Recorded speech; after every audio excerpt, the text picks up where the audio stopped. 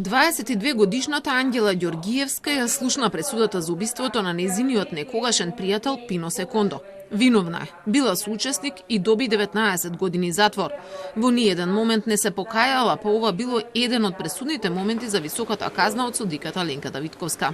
Со пушката го застрелал во главата оштетениот, сега починатиот Пинета Секондо Пино, а обвинетата Ангела Ѓоргиевска дала особен придонес кон извршувањето на делото на начин што овозможила да се сретнат, го повикала оштетениот, била присутна во моментот на неговото лишување од живот, а потоа превзела действие на паќање на нозете на оштетениот со намера да го внесе во гепекот од возилото заедно со осомничениот Фуркан Али.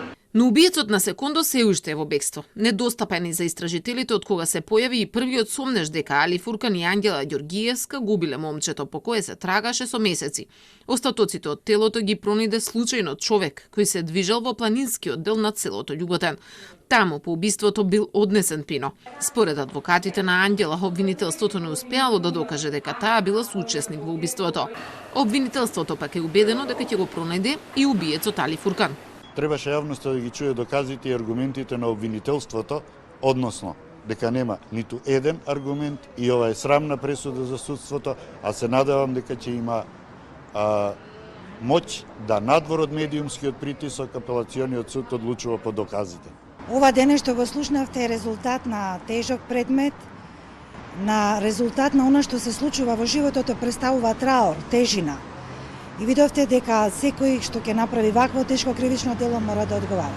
Истото се однесува и за Али Фуркан, доколку го сторил, ќе одговара. Тој во моментот за јавниот обвинител не е достапен, но се превземаат активности за негово пронаоѓање. Веднаш по неговото пронаоѓање предметот ќе биде процесуиран. Не можеме да му се суди во отсуство затоа што неопходно е да биде тука, да ја даде својата одбрана, да му ги обезбедиме гаранциите.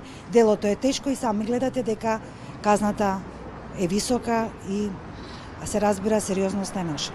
Пино Секондо исчезна во декември 2018-та. По него се трагаше 5 месеци откако беше идентификуван преку ДНК анализа на коските кои беа пронајдени. Обвинителството ја отвори истрагата.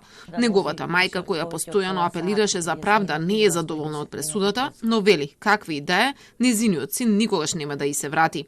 Според обвинителството, Ангела го намамила. Ладнокрвно со куршум во главата Али Фуркан губил.